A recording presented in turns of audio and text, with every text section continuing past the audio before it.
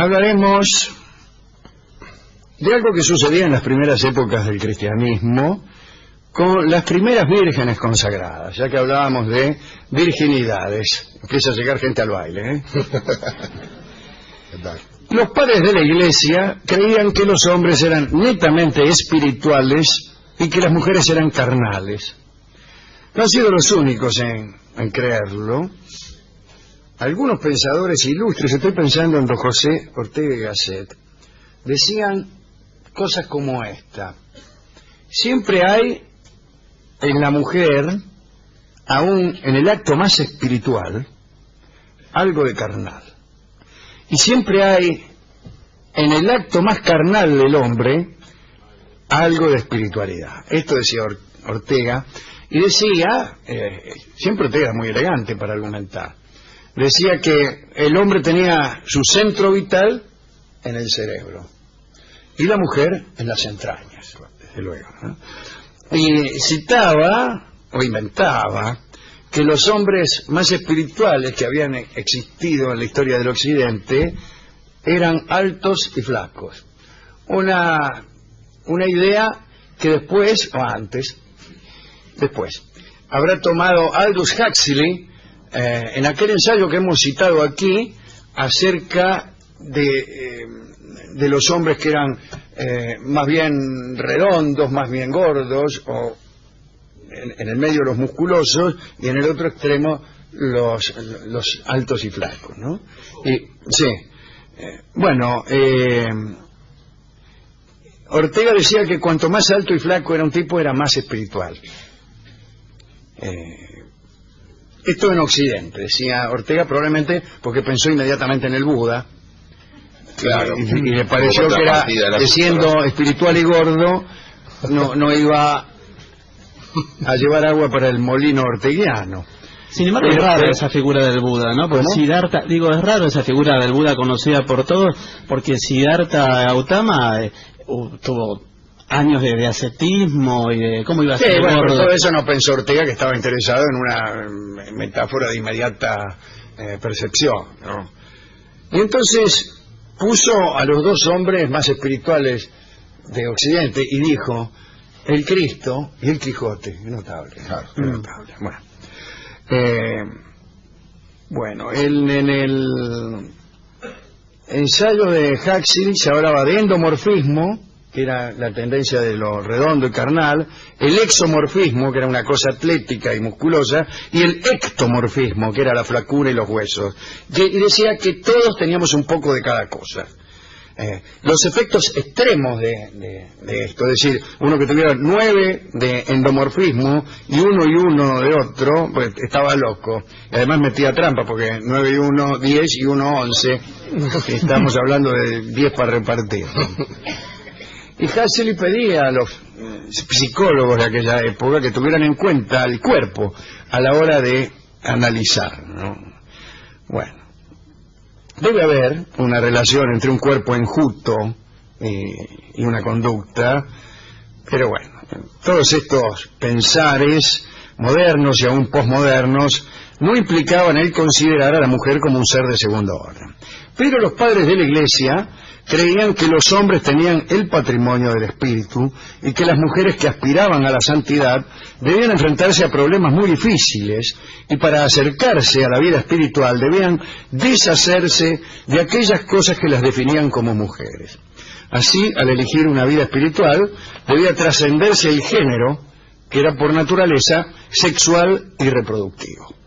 San Jerónimo fue contundente: si ella desea servir a Cristo más que al mundo, dejará entonces de ser mujer y será llamada hombre, dijo San Jerónimo, que por algo es santo. A partir de entonces se desarrolló una disciplina conventual que no luchaba solamente contra la tentación lujuriosa, sino contra todo lo que definía a una mujer como tal. Las primeras vírgenes cristianas debieron someterse a unas cerrazones que directamente las corrían del género. Una vez aceptada la pauta de no casarse, debía hacerse un ritual público para constatarlo. La exigencia de ese ritual apareció ya en el año 300, en el concilio de Elvira, en España.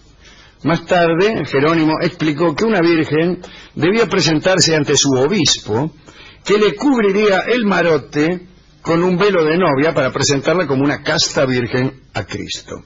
Tertuliano dijo que la virginidad física no era suficiente. La mujer también necesitaba modestia. San Ambrosio llevó esa pauta al extremo. Dijo que sin modestia la virginidad directamente no existía. San Ambrosio, que no es otro que el maestro de San Agustín, aquel que, según se dice, fue el primero en leer en silencio. Antes la gente leía siempre hablando, aunque estuviera sola. Pero este Ambrosio dijo que sin modestia la virginidad no existía. La virginidad, siguió diciendo Ambrosio, que solamente se callaba cuando leía, la virginidad podía ser violada por una mirada lujuriosa. Caramba. La rigidez de Tertuliano, la rigidez conceptual, fue tal que llegó al extremo de confirmar que cuando una virgen descubría su cabeza, dejaba de ser casta por completo. Una virgen no solo debía estar velada, decía Tertuliano, sino que debía evitar despliegues ostentosos de estilo y riqueza. Debía eludir incluso un ascetismo ostentoso, si me permite el oxímoron, puesto que tales extremos podían desviar la atención hacia ella. El temor de los padres de la Iglesia a la influencia de las comidas para incitar a la sexualidad era enorme. Las primeras reglas para las vírgenes decían que debían ayunar todos los días, no llenar nunca el estómago, y los alimentos ingeridos, querido Barton, debían ser refrescantes, como por ejemplo vegetales o hierbas suaves, que son vegetales. Parece que la mujer que come vegetales o hierbas suaves no siente ningún deseo de pecar. El vino desde luego estaba prohibido, el agua era la bebida más segura, claro. Jerónimo esperaba que las condiciones fueran observadas a tal punto que en la comunidad todas las vírgenes fueran pálidas y delgadas de tanto ayunar. Claro. Aquí me ve, pálida y delgada de tanto ayunar. Se puede estar pálida y delgada de tanto ayunar, pero también yo he visto gente que está pálida y delgada de tanto desayunar. De tanto desayunar. Sí. Con desayunos continentales. Y como estaba prohibido todo lo que fuera sensorial y carnal, una virgen consagrada no debía bañarse. Lo repito, no debía bañarse una virgen consagrada. Eso garantizaba su virginidad. Sí, claro. Un baño no solo podía calentar la sangre, Barton, sino también lavar el honor. Además, un baño podía ser indicio del orgullo de una dama por su apariencia, y eso, querido Coco, era inaceptable. San Jerónimo afirmaba que una virgen perfecta, mediante una escualidez exagerada, se apresuraba en deteriorar sus cualidades físicas. Claro. Si una mujer decente lo primero que hace es afearse. A la vez que debían apartarse de las cosas mundanas, las vírgenes debían ser indiferentes a la propiedad personal. Paralelamente a las actividades regulares, los padres crearon una lista de actividades recomendadas para las casas de mujeres célibes, puesto que creían que las actividades carnales y las espirituales no podían coexistir. Recomendaron que las mujeres llenaran su tiempo con actividades espirituales. Jerónimo puso énfasis en el estudio como excelente pasatiempo que podía reemplazar a la pasión carnal. Él recomendaba la lectura de las Escrituras y de padres como Cipriano, Anastasio e Hilario. ¡Hilario! Pero el estudio no debía servir para enorgullecerse ni para exhibir sus conocimientos en una disputa. Una virgen no debía ser elocuente. Su conocimiento debía ser estrictamente privado, como el de los cangrejos. El cangrejo quizá allá en el fondo de su naturaleza sepa resolver ecuaciones cúbicas, pero no te lo dice. Lo mismo debe hacer la mujer casta. Además de estudiar, una virgen debía rezar con frecuencia. Jerónimo recomendó un ciclo diario de oraciones, a las 3, a las 6 y a las 9 de la mañana. A las 3 de la mañana, sí, a las 6 de la mañana, o sea, a la salida de cemento. Claro. ¿Hay algún indicio vital de estas vírgenes? Porque está diciendo... ¿Cómo un O sea, no tienen, si tienen conocimiento no lo tienen que mostrar, se tienen que afear, orar a las 3, a las 6, a las 9. Una tía, sí. Cuanto menos indicios vitales, sí. Por la descripción de una tía. Cuanto menos indicios vitales de una mujer, más casta es. Bueno, las recomendaciones de Ambrosio no eran tan específicas, pero también recomendaba rezar tutto il giorno. Pero cumplir con todo esto no era suficiente. No. Cada asunto debía acompañarse con el debido espíritu. Cualquier desdén era pecaminoso. Otra exigencia era el silencio. Jerónimo decía que una mujer abierta en el hablar develaba a una mujer abierta al mundo, por no decir otra cosa. Una virgen debía ser callada. Último detalle. Si observando todas estas reglas, digo, una virgen podía tener la esperanza de realizar una vida espiritual, pero aún así esa realización no estaba garantizada. Los padres tuvieron el cuidado de opacar la importancia de la integridad. La verdadera virginidad podía perderse accediendo a cualquier gesto femenino, Barton.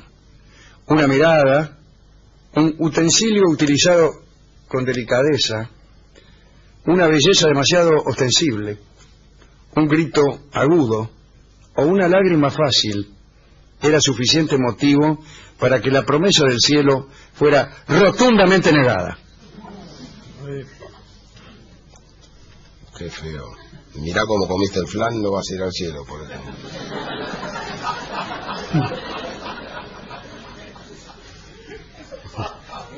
Va a estar lindo el invierno.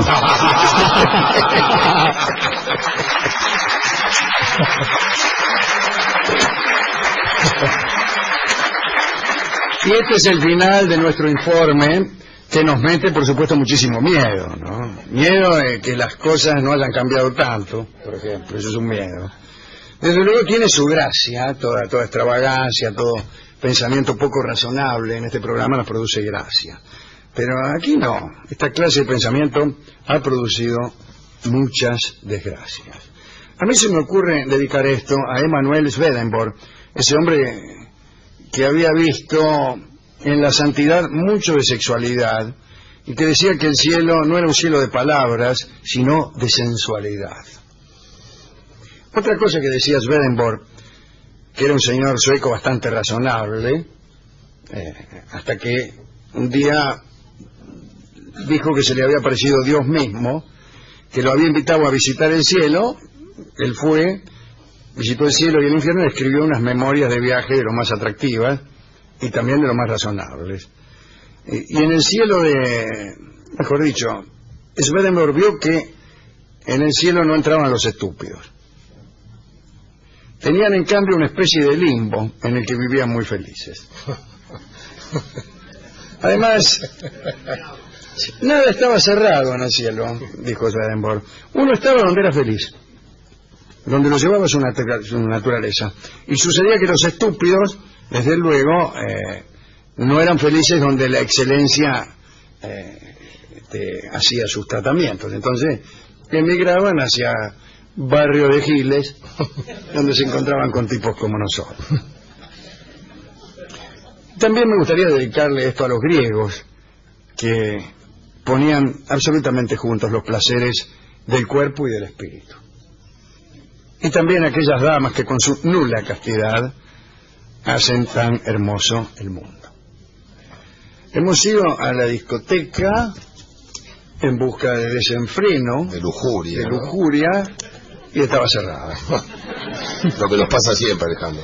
Escucharemos hoy a Ignacio Corsini, un gran cantor, en La Virgen del Perdón, una canción que aparentemente se refiere a Manolita Rosas, pero estando la palabra virgen en el título, no sería extraño que los autores hubieran pensado en San Ambrosio, en San Jerónimo, en Tertuliano y en todos esos niatos. Pero naturalmente para no alboretar el avispero han disimulado. Escuchemos entonces a Corsini en La Virgen del Perdón.